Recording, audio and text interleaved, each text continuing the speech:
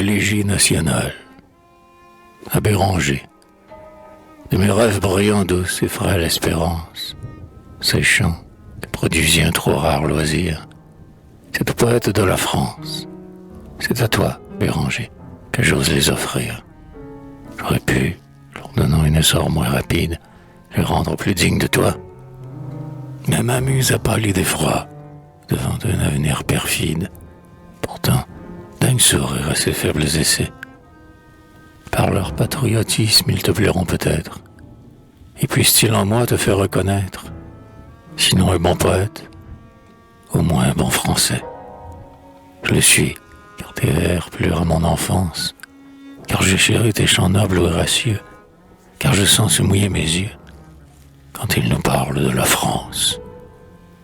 Épouvanté de ce revers, mais animé par ses victoires, c'est à ses malheurs, à ses gloires, que je vois mes premiers vers. Plus de succès peut-être attendait ma jeunesse, si leur vol moins audacieux eût su flatter de sa bassesse d'autres autels et d'autres dieux. Mais à ton idole chérie, ma muse a consacré ses jours. Un sourire de la patrie vaut mieux que la faveur des cours. Qu'ils partent, je les abandonne, ces vers, poétiques enfants, soit qu'on leur garde une couronne ou qu'on enchaîne leurs accents. Car déjà l'horizon menace et le but désiré s'efface parmi des nuages sanglants. Qui les amonce-là? Quel effrayant murmure a répandu l'effroi dans nos murs attristés? Quel monstre ose flétrir de soi? Haleine impure, l'espoir de la patrie et de nos libertés.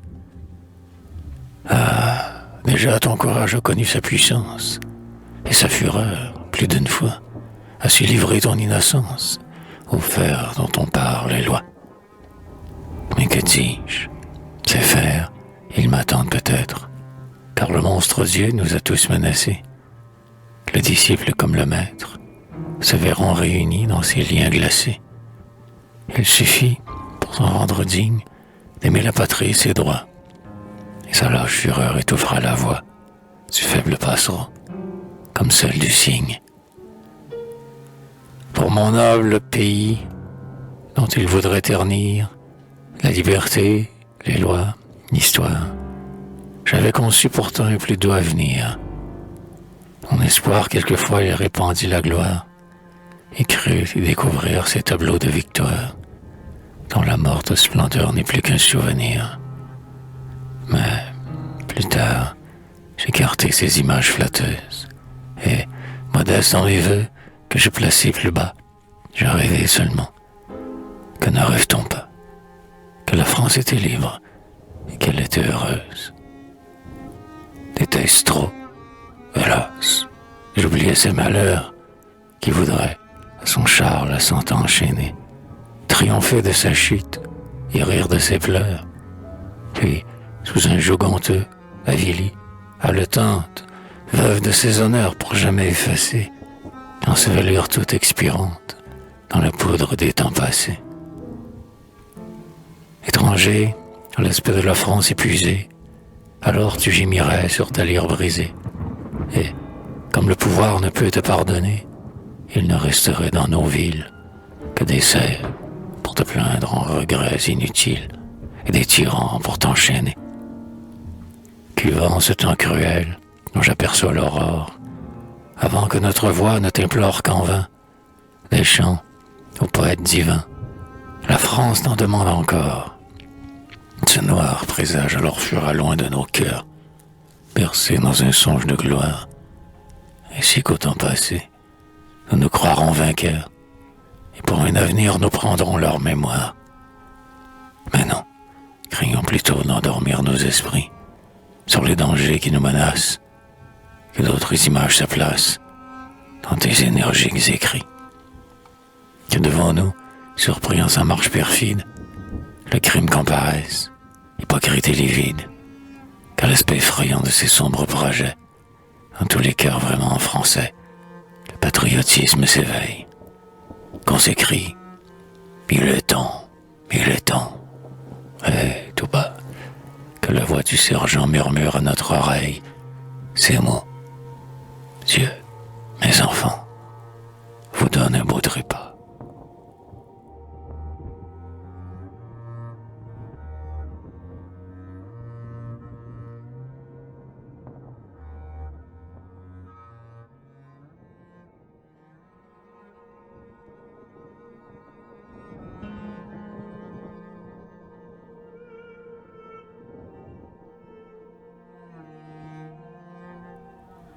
Prologue. Je ne suis plus enfant. Trop lent pour mon envie. Déjà 17 printemps passés dans ma vie. Je possède une lyre, et cependant mes mains n'en tirent de longtemps que des sons incertains. Ah, quand viendra le jour où, libre de sa chaîne, mon cœur ne verra plus la gloire, son amour, aux songes de la nuit se montrer incertaine, pour s'enfuir comme une ombre au premier feu du jour. J'étais bien jeune encore, quand la France abattue vit de son propre sang ses lauriers se couvrir. 2 fois de son héros la main lasse et vaincue avait brisé le sceptre en voulant le saisir.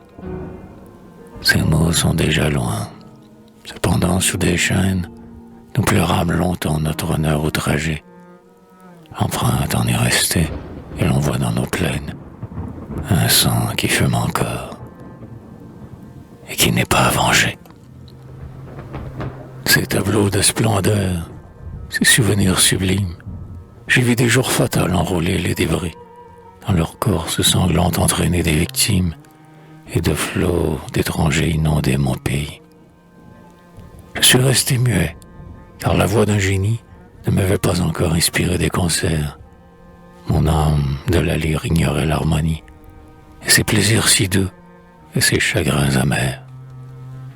Ne reprochez donc pas à mes chants, à mes larmes, de descendre trop tard sur des débris glacés, de ramener les cœurs à d'illustres alarmes, et d'appeler des jours déjà presque effacés. Car la source des pleurs en moi n'est point tarie, car mon premier accord dut être la patrie.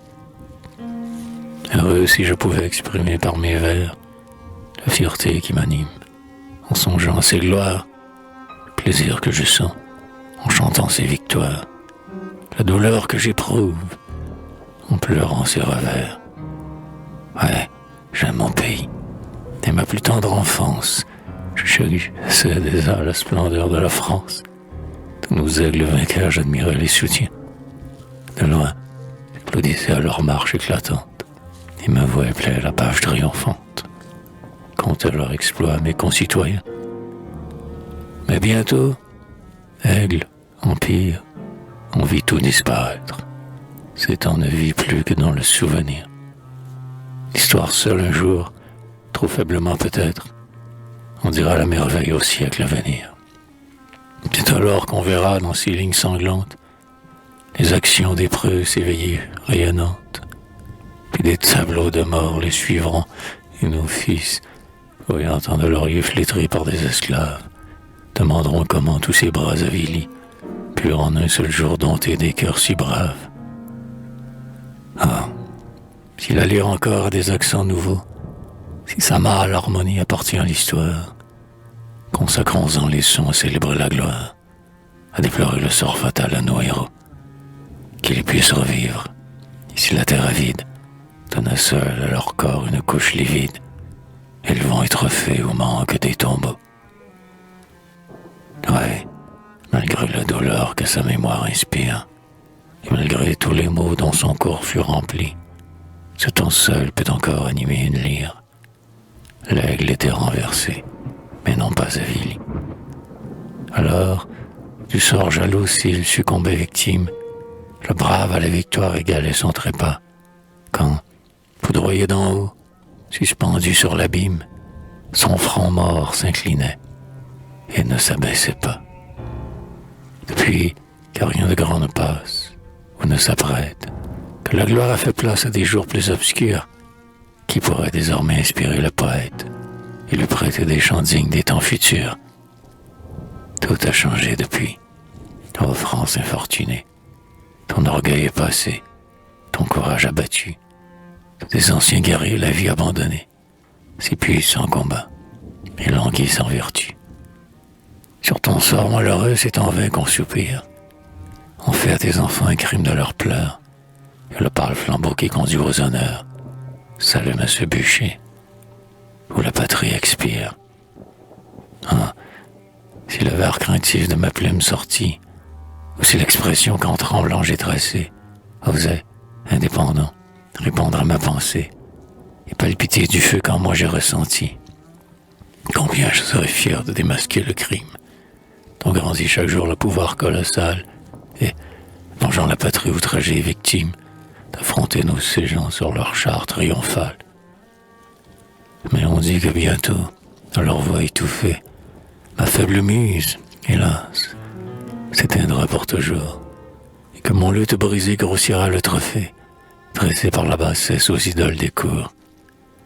Qu'avant ce jour encore, sous mes doigts il s'anime, qu'il aille, frémissant d'un accord plus sublime, dans les cœurs des Français un instant réchauffé, cette voix de l'honneur, trop longtemps endormie, que, docile au vœu d'une ligue ennemie, l'intérêt ou la crainte y voudrait t'étouffer.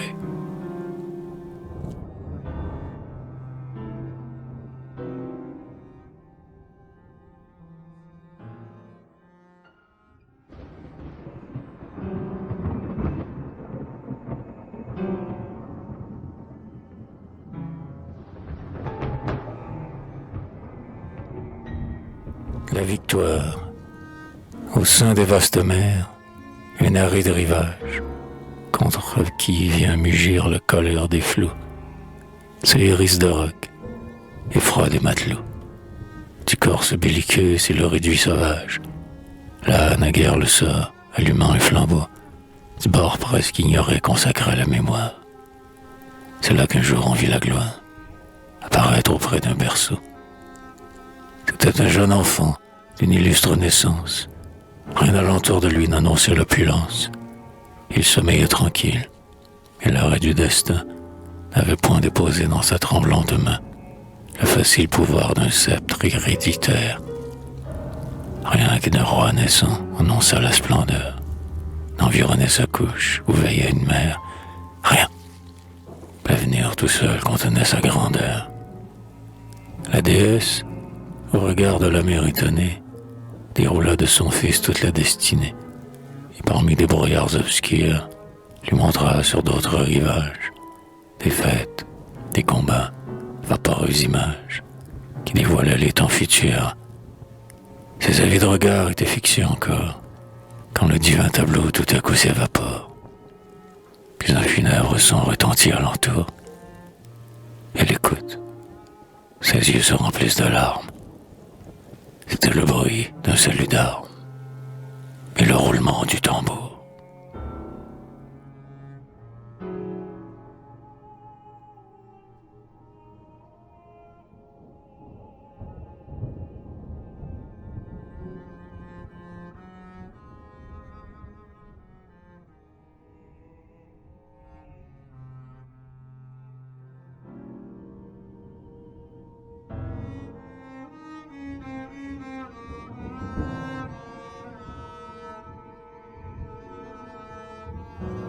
Qu'il fut doux, le premier sourire de la tardive liberté, l'homme accueilli avec délit sa naissante divinité. Alors, dans le transport d'une joie unanime, au rayon d'un nouveau soleil, la France s'éveilla, comme d'un long sommeil. Ce fut un rêve encore, mais il était sublime. Que ce moment fut beau, que du peuple français l'espérance fut noble et fière, qu'il fut prompt à saisir cette pure lumière qui de ses yeux bientôt disparut pour jamais. Alors on vit surgir un plus sombre génie. Alors on entendit tout un peuple en cour crier « Mort à la tyrannie !» Les grands ne semblent grands qu'aux hommes à genoux. Levons-nous. La carrière des camps s'ouvrit brillante encore, sortant de leur obscurité. D'héroïques talents s'empressèrent d'éclore à la voix de la liberté. Mais, puissante au dehors, la patrie égarée par ses fils au-dedans se sentait déchiré. Insigne révéré d'une fausse grandeur, un trône à tous les yeux étalait sa splendeur, mais sous la pourpre impériale, des chaînes à ses mains imprimaient leur affront, et la couronne triomphale cachait les mots sanglants qui dévoraient son front. La licence usurpa la place de la divine liberté. Émerveillés de sa beauté, les hommes marchaient sur sa trace. Mais ses sourires séducteurs cachaient des pièges homicides, et ses embrassements perfides étouffaient ses adorateurs.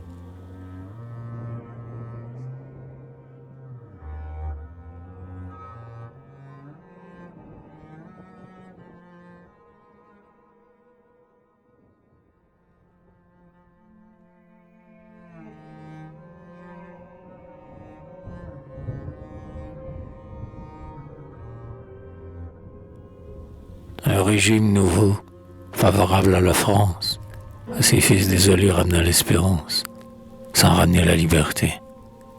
Cependant, d'un tyran la tête abominable, teignit aussi de sang l'échafaud redoutable que ses proscriptions avaient alimenté.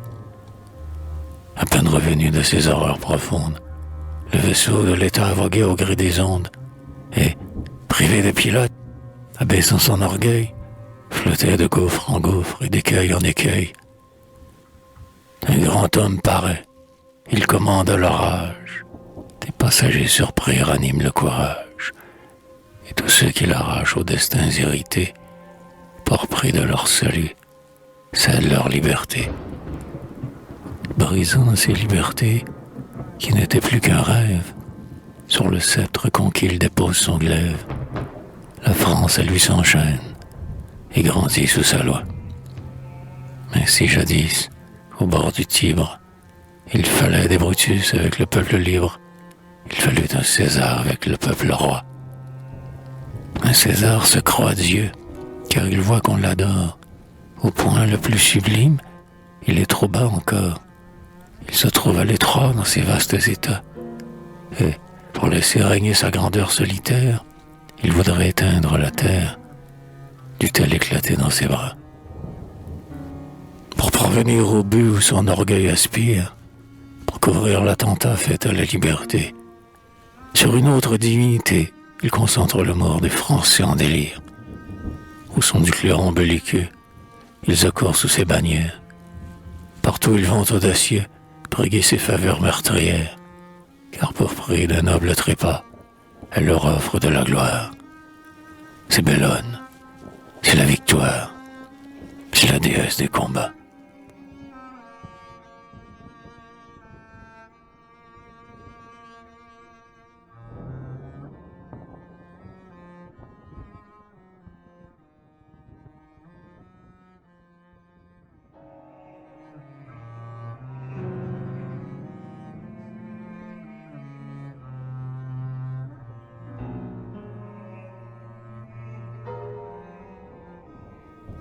La voyez-vous sans cesse, animant leur cohorte, avec ses ailes d'or, sur leurs pas s'élancer, des cités leur ouvrir les portes, et, comme la terreur, souvent les devancer. À leur regard charmé, oh, qu'elle est douce et belle, elle a des prix par leurs exploits. La flamme en ses yeux étincelle, et ses yeux dévorent les rois. Napoléon, dans le courage, sut la fixer à ses drapeaux, victorieux sur un rivage, vole à des rivages nouveaux. Image du dieu de la guerre, sa force et son ardeur grandissent sous les yeux. Il marche, et tout s'enfuit. Son pied frappe la terre, qui vomit des guerriers sous ses pas belliqueux. C'est son œil qui lance la foudre, son bras qui fait briller l'acier, et son aigle arrache à la poudre le rameau sanglant du laurier. Ah, qui pourra chanter ses conquêtes rapides? Qui pourra consacrer des accords assez beaux à ses actions intrépides, à ses exploits toujours nouveaux? Où sont ses ennemis qui, vainqueurs en idées, se partagent la France en espoir dégradé? Demandez-en les noms à la nuit des tombeaux.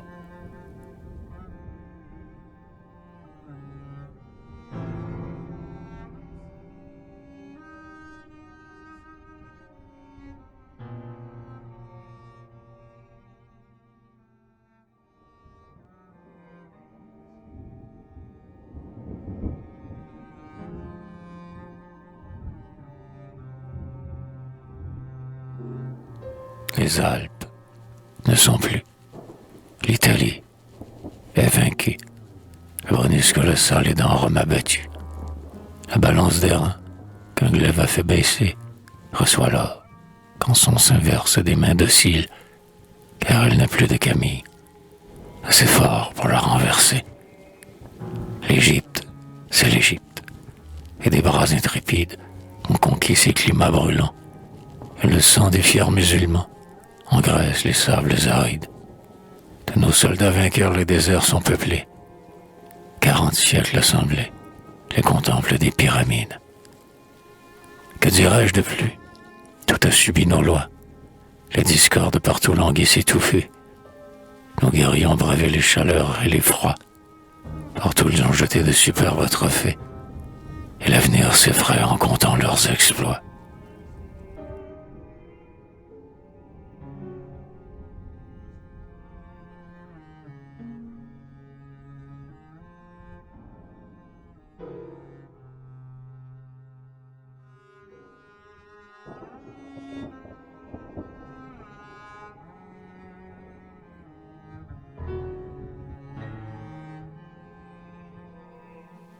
Comme au soleil couchant, cette ville étincelle de ces grands monuments que la structure est belle. L'or fait briller au loin les toits de ses palais. C'est Moscou, c'est Moscou. France, encore de la gloire, c'est le plus beau de tes succès. C'est Moscou. Quelle page attachée à l'histoire, que d'immortalité dans ce cri de victoire.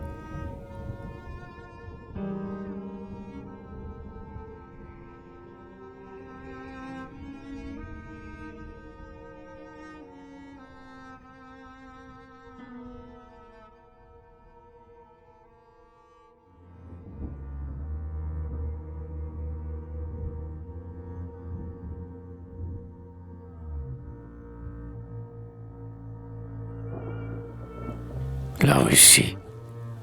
Arrête, esprit sublime, arrête. Du sort craint de braver les lois. Dieu qui commande à la tempête l'agite sur le front des rois.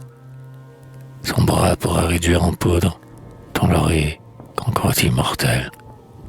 Et tu t'approches de la foudre en te lançant au champ du ciel. Silence. La nuit veille encore. Les arrêts du destin ne sont pas révolus. Mais à l'ombre qui fuit succédera l'aurore, et celle d'Austerlitz ne reparaîtra plus. Dans le palais des tsars, Napoléon repose, sans doute un songe heureux, sur ses ailes de rose. L'héroïque tableau vient bercer son espoir. Il est là, dans Moscou soumis à son pouvoir. Mais ce n'est pas assez. Quand pour lui tout conspire, quand de nouvel éclat tout son astre a reluit, un destin plus brillant de quoi le séduire. Cet empire dompté, qu'ai-je dit? Un empire, le monde entier, le monde. C'est bien peu pour lui.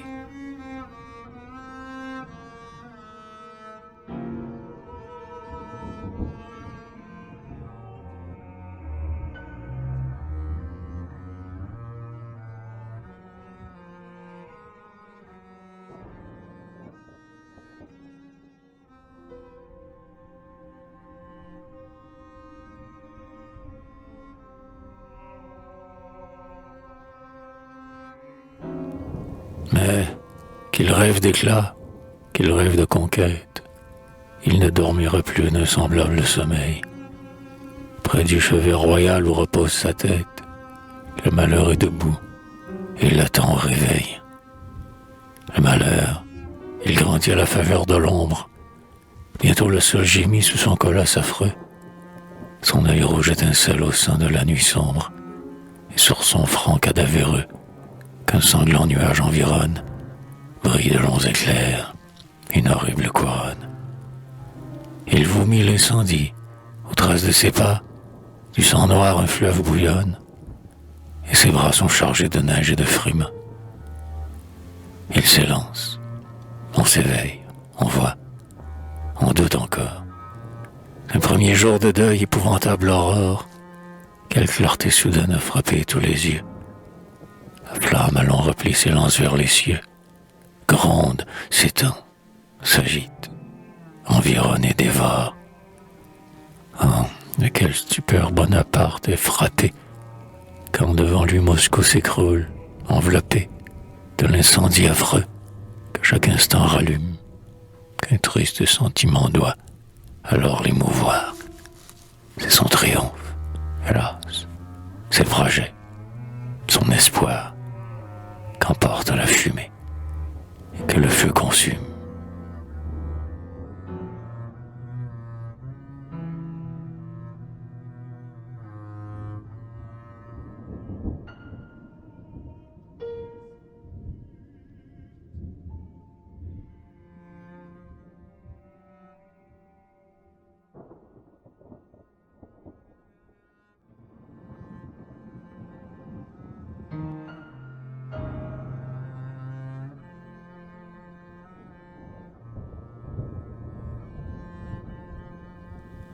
Son front s'est incliné, d'un brillant souvenir, il veut en vain flatter sa pensée incertaine. Mais le passé n'est plus qu'une image lointaine, qui s'abîme dans l'avenir. Peut-être d'autres temps lui présentaient naguère, du pouvoir des humains les splendeurs passagères, des sceptres, des bandeaux, sublimes attributs. Hélas, au jour du deuil, tout souvenir s'efface. Quand l'avenir est là, qui gronde, qui menace, l'image du bonheur n'est qu'un tourment de plus. Cet avenir, ô France, ô ma noble patrie, toute sa profondeur bientôt se déroula. Quelle est la nation qui n'en fut attendrie? Quel est l'homme qui n'en trembla? Et tel fut le destin dont tu tombas victime, que l'on ignore encore si, du fond de l'abîme, jalouse de ta gloire, et croyant la ternir, la haine de l'enfer amoncela l'orage. Oh, du trop de grandeur dont tu fis ton partage, si l'équité du ciel prétendit te punir.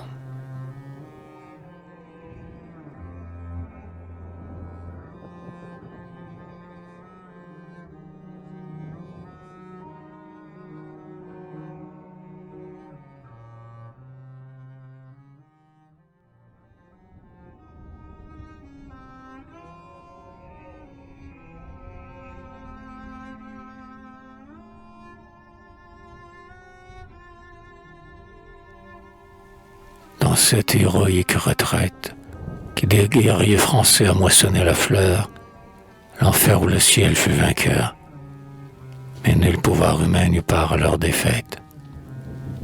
C'est en vain que du nord les hideux bataillons, palpitant d'une horrible joie, fondaient sur les mourants en épais tourbillons, comme des corbeaux sur leur proie.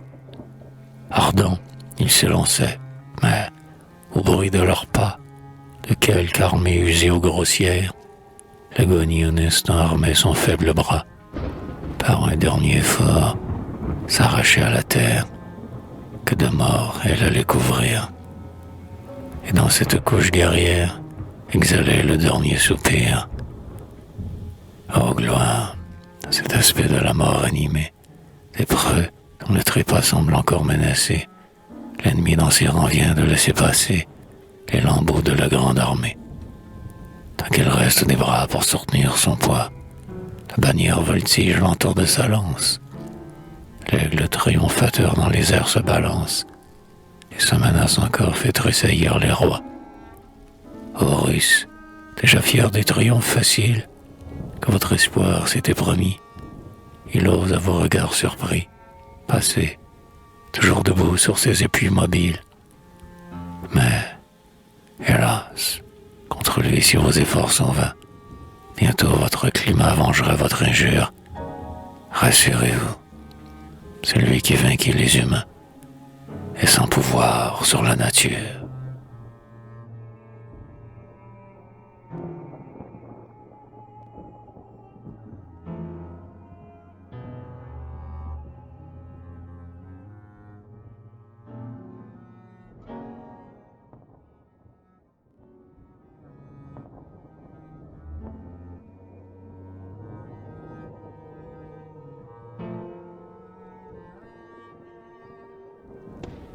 Eh bien, c'en est donc fait. Nos compagnons sont morts, Ils dorment au désert de la froide Russie. La neige des hivers sur eux s'est épaissie, et, comme un grand linceul, enveloppe leur corps. Bien peu furent sauvés, mais combien la patrie dut réveiller d'amour en leur âme attendrie. Ils avaient vu sur eux tant de ciel étrangers, supporté tant de maux, couru tant de dangers, qu'ils durent bien sentir, en revoyant la France, si la terre natale est douce après l'absence. Mais leur enchantement fut bientôt dissipé. La haine, la discorde agitaient nos provinces. D'autres temps, nos murs amenaient d'autres princes, et le présent payait les dettes du passé.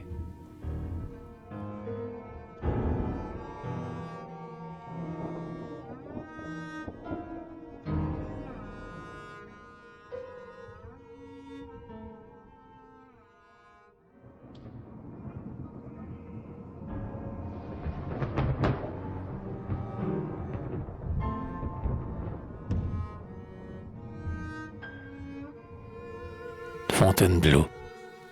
Ô mes concitoyens, que notre histoire est belle, de quel récit brillant il enivre nos cœurs, que de fois elle y va, par ses accents vainqueurs, d'un courage endormi réveiller l'étincelle.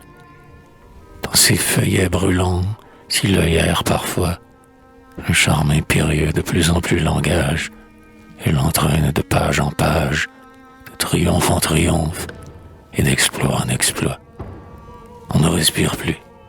La paupière attendrie roule une larme de plaisir. Et, plein du noble orgueil qui vient de le saisir, tout le français palpite et dit « C'est ma patrie ». Ouais, plus l'on fut sensible à ces honneurs passés, plus du revers qui suit la lecture est amer. Plus on gémit de voir ces beaux jours effacés et ces aigles sacrés traînés dans la poussière. Que l'on maudit alors les citoyens ingrats qui trafiquèrent de ses larmes, car en ce temps l'honneur ne quitta point ses armes, et son abaissement ne la dégrada pas. Non, ces mourants efforts, consignés dans l'histoire, y brilleront d'assez d'éclat pour lui recomposer une nouvelle gloire. Mais pour les hommes vils qui vendirent l'État, Clio gardera-t-elle une page assez noire? Ah, si du dernier scélérat, dans ces tableaux vengeurs la place est assignée, plus bas encore, qu'elle ose les placer, et, quel que soit leur rang, que la page indignée ne reçoive leur nom que pour les dénoncer.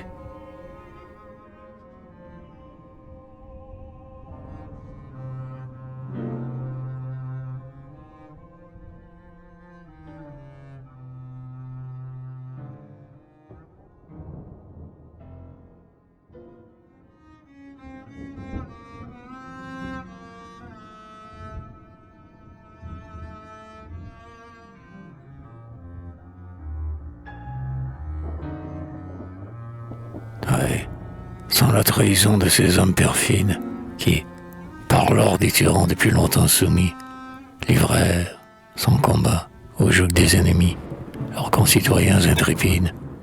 Contre nos légions, en vain les potentats, eussent amoncelé des millions de soldats. Loin des nobles remparts promis à leur vengeance, on eût vu, sans honneur, s'éloigner leurs drapeaux, où leurs barbares espoirs n'eût conquis dans la France que des prisons et des tombeaux. Infructueux effort des braves, coup d'un bras affaibli, dont le glaive est brisé, dernier lancement d'un courage épuisé, qui se débat dans les entraves. Que pouviez-vous, hélas, contre le sort cruel, quand il eut prononcé son arrêt inflexible? La chute est belle, mais terrible, pour celui qui tombe du ciel. Français, cette lutte avec la destinée conserva cependant votre honneur tout entier, et plus d'une grande journée vint joindre à des cyprès un éclatant laurier. Jamais, en vos jours de victoire, il n'eût été si noble et si bien mérité, tant votre défaite eut de gloire, votre chute de majesté.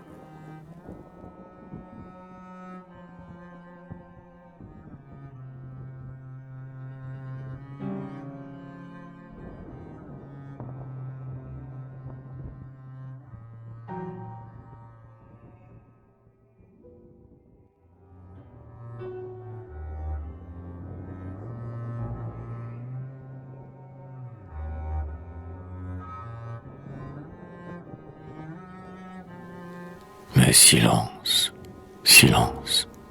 Une imposante image se déroule devant nos yeux. L'aigle national, précipité des cieux, se débat au sein de l'orage. Frappé d'un trait empoisonné, bientôt il roule dans la poudre. À son ongle échappe la foudre, et son front s'est découronné. Ne cherchez plus aux cieux le héros, qu'à naguère, le sort intronisa roi des rois de la terre. Ce sceptre colossal est tombé de ses mains, et l'on ne verra plus, au signal qu'il leur donne, se prosterner devant son trône, toute une cour de souverains. C'est en vain qu'il menace et qu'il résiste encore. Sa grandeur a passé comme un vain météore, comme un son qui dans l'air a longtemps éclaté. Peut-être que ce bruit de la puissance humaine avait frappé l'écho d'une rive lointaine, mais les vents ont tout emporté. Il est temps, il est temps. Jetez des cris d'ivresse, roi qui rampit à ses genoux. Vengez-vous de votre bassesse en le rabaissant jusqu'à vous. Il s'est livré lui-même à la fureur commune. Osez le déchirer, car il est sans appui. Et les lâches flatteurs qui grandirent sous lui l'ont renié dans les fortunes.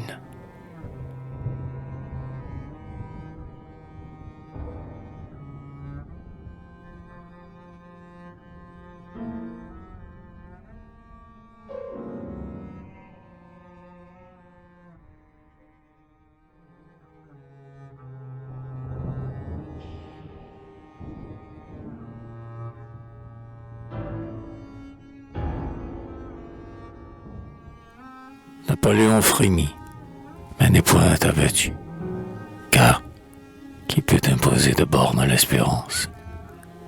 Il croit à sa fortune, il croit à la vengeance, et de mille pensées son cœur est combattu.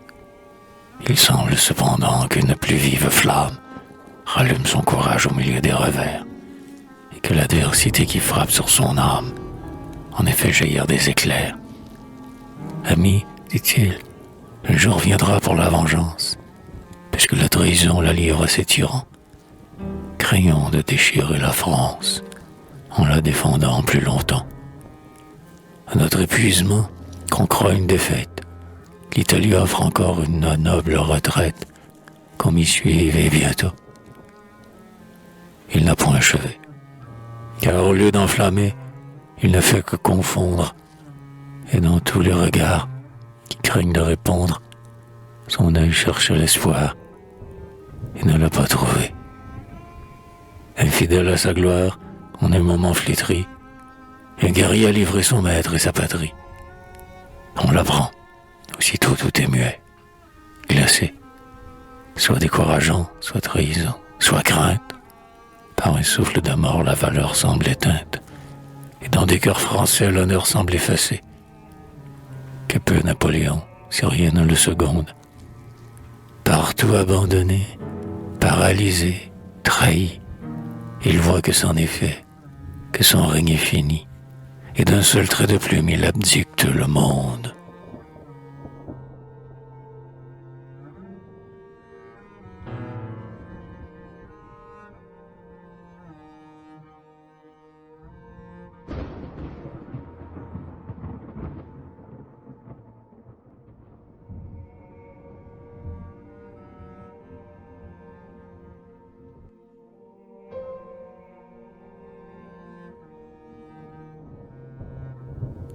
Le héros va partir, et il cherche des yeux quels sont les objets de ses derniers adieux. Exilé loin d'un fils, d'une épouse qu'il aime, serait-il sans parents, comme sans diadème? Non, près de lui rester quelques braves soldats, pour la dernière fois se pressent sur ses pas. Ces preux, feuillet vivant d'une héroïque histoire, semblent représenter tout un siècle de gloire. Et de mille combats magnanimes débris, sur leur corps mutilé les portaient tous ces cris. Les voilà ses parents, la voilà sa famille. Une larme muette dans leurs yeux roule et brille. Tous leurs fronts sont levés, tous leurs bras étendus, vers celui que sans doute ils ne reverront plus. Touchés de leur douleur, que lui-même il partage, Napoléon s'arrête et leur tient ce langage. Soldats, cédant au coup du sort victorieux, j'abandonne l'Empire et vous fais mes adieux. J'ai guidé vos drapeaux au champ de la victoire. M'avez-vous secondé? J'en appelle à l'histoire. Mais ces temps ne sont plus, et trahissant leur foi, tous les rois mes sujets ont armé contre moi. Les Français aux tyrans sont livrés par des traîtres, et même quelques-uns veulent de nouveaux maîtres. Longtemps peut-être encore je pouvais avec vous, des destins conjurés balancer le courroux. Mais la France eût souffert, et je lui sacrifie ma couronne, ma gloire, et s'il le faut, ma vie. Son bonheur est le mien. Je pars, vous, mes amis, aux monarques nouveaux demeurez tous soumis. Ne plaignez pas mon sort. Loin des honneurs suprêmes, je pourrais vivre heureux si vous l'êtes vous-même. Mes ennemis diront que j'aurais dû mourir, mais j'ai de grands cœurs de savoir tout souffrir. D'ailleurs, il puis encore attendre quelques gloires. Je pars à vos hauts faits, j'en écrirai l'histoire. Je voudrais, sur mon cœur, pouvoir vous presser tous. Votre aigle est près de moi, je l'embrasse pour vous. Aigle de nos exploits sublimes spectatrices. Que dans tout l'avenir ce baiser retentisse. Vous, ne m'oubliez pas, voilà mon dernier vœu. Mes amis, mes enfants, et toi, mon aigle. Adieu.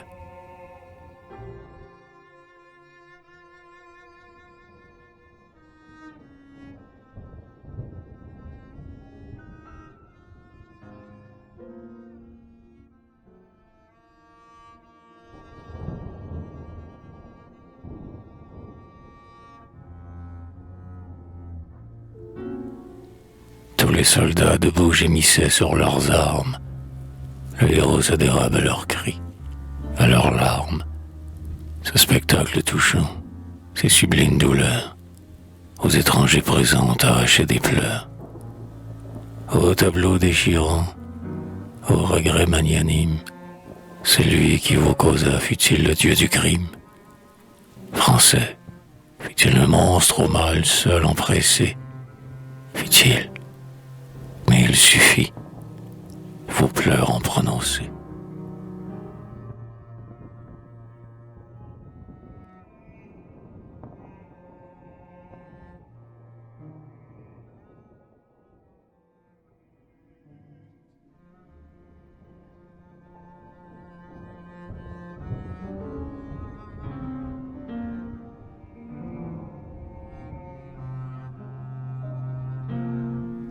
L'île d'Elbe, non loin des rivages de France, il est une île au sein des mers. C'est là qu'éveille l'espérance et le fléau de l'univers. Et c'est là qu'abusant du droit de la victoire, on jeta le héros poudreux renversé, pour les laisser vieillir comme un glaive émoussé, qui se ronge dans l'ombre et se rouille sans gloire. Pourtant l'exilé et la rigueur du destin ne pointe encore ravi l'aspect de la patrie, et souvent à ses yeux une rive chérie se dessine incertaine à l'horizon lointain.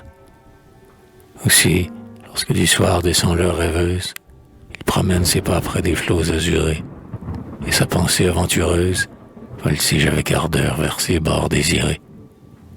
Mais un jour que ses yeux, rayonnant d'espérance, avec plus de transport dirigés vers la France, on cherchait l'ombre vague au bout de l'horizon. Un sifflement lugubre environnant sa tête, une voix lui cria du ton de la tempête. Napoléon! Napoléon! Cette exclamation, pour tout autre effrayante, a retenti 3 fois. Le héros étonné l'entend et, de sa main brûlante, soulève en murmurant son front découronné. Et la voix ironique a repris la parole. Napoléon le Grand, qui t'arrête en ce lieu? Qu'as-tu fait de cette auréole qui brille à ton front comme celui d'un dieu? Pourquoi donc parle-t-on laisser ronger tes armes? Pourquoi laisser couler ton âme dans les larmes, toi qui n'as pu jamais comprendre le repos? N'as-tu donc plus la main qui lance le tonnerre? N'as-tu plus le sourcil qui fait trembler la terre? N'as-tu plus le regard qui produit les héros? Serait-ce que ton bras se lasse de la guerre, ou tes amusements cessent-ils de te plaire? Car dans tes loisirs autrefois, tu jouais avec des couronnes, et l'univers vide à ta voix, des rois qui tombaient de leur trône, et des soldats qui passaient rois. Depuis, Napoléon a changé de visage. Qui que tu sois, dit-il, cesse un cruel langage. Il faut, pour m'outrager, attendre mon trépas. L'enfer est contre moi, mais ne prévaudra pas. Au-dessus mortel, quelle est ton espérance? Ta main paralysée abdiqua la puissance. Songes-tu maintenant? Pourquoi dissimuler? Au bruit de mon réveil, l'univers peut trembler. L'univers, il rirait de ta vaine menace. Le succès, je l'espère, absoudra mon audace. Et tel événement, en servant mes projets, peut me placer plus haut que je ne fus jamais. Et si toujours ton cœur à la couronne aspire, si c'est par lâcheté que tu quittas l'empire, honte à toi. Non, plutôt honte à mes ennemis, car ils n'ont pas tenu ce qu'ils avaient promis. Par l'abdication de toute ma puissance, j'ai cru épargner des malheurs à la France. Mais j'eus tort seulement de compter sur leur foi, et le cri de mon peuple est venu jusqu'à moi. Mon œil a vu d'ici sa profonde misère, ses triomphes livrés à l'envie étrangère, ses monuments détruits et ses champs dévastés, la discorde, la haine agitant ses cités, la trahison. Pour lui, que pourrait ta faiblesse? Jadis, il imposait la chaîne qui le blesse. On lui rend maintenant les maux qu'on a souffert. Crains donc de le défendre et laisse-lui ses faire. Napoléon, il paraît absorbé et réfléchit profondément. Crainte, repos, enfer de toute âme brûlante, victime d'une injuste loi. Le père des humains tourne ses vues ardentes vers le séjour dont il fut roi. Il voudrait, pénétrant dans l'enceinte secret, ressaisir son pouvoir en dépit des destins. Mais un géant veille à l'entrée, et la foudre lui dans ses mains. La foudre, le géant, qui d'une âme timide, paralyse les faibles pas, ne sont rien pour l'homme intrépide, dans l'esclavage et le trépas. Le péril qui l'attend, s'il veut briser sa chaîne, ne fait, en l'indignant, qu'aiguillonner son cœur. Qu'importe que la mort du vaincu soit la peine, si le sceptre et la gloire est le prix du vainqueur. Bien plus, de son courage ou bien de sa vengeance, si déjà tout un peuple attend sa délivrance, et nomme le sentiment par l'honneur inspiré, l'appel vers ceux qu'on opprime. Alors hésiter est un crime, oser est un devoir sacré. Par l'oubli des traités on a brisé ma chaîne, on menace en ces lieux, un jour, ma liberté. C'est du sang qu'il faudra, le sort en est jeté. Ah, mon âme en frémit, mais elle n'est point incertaine. L'imprudent qui m'a remplacé aux Français opprimés a dit, pour qu'on le craigne, peuple, prosternez-vous. Je suis roi, car je règne. Votre empereur est renversé. Ouais, j'ai abdiqué l'empire. Il en a l'avantage. Mais je n'ai point de même abdiqué mon courage. Siégeant ma place, il a compté sans moi. Car, détournant l'espoir où son orgueil se fonde, à mon tour, je vais dire au monde, je suis vivant, donc je suis roi. Alors ta royauté sera bien éphémère, car la mort doit répondre à tes prétentions, et tu verras tomber ton aigle et son tonnerre sous le glaive des nations. Mais, que dis-je? La mort n'est rien à ton courage. Le feu d'un grand dessein dévore tout effroi. À ta présomption, qu'importe un noir présage. Tout ton destin t'enchaîne et tu n'es plus à toi. Le destin m'appartient, et moi-même à la France. C'est pour son bonheur seul que j'emploierai toujours mon glaive, mes vœux, ma vengeance, et ce qui reste de mes jours. Va, quoique ta menace ait annoncé l'orage. Une barque m'attend, et tout est décidé. 1000 peuples, en vain, veillent sur mon passage. 600 Français et moi, l'équilibre est gardé. Mais toi, pour qui, dis-tu, l'avenir se révèle? Toi, dont la prophétie est pour moi si cruelle. Quel est ton nom? Es-tu des cieux ou des enfers? Tu le sauras un jour. Va où le sort t'appelle. Je t'attends au-delà des mers.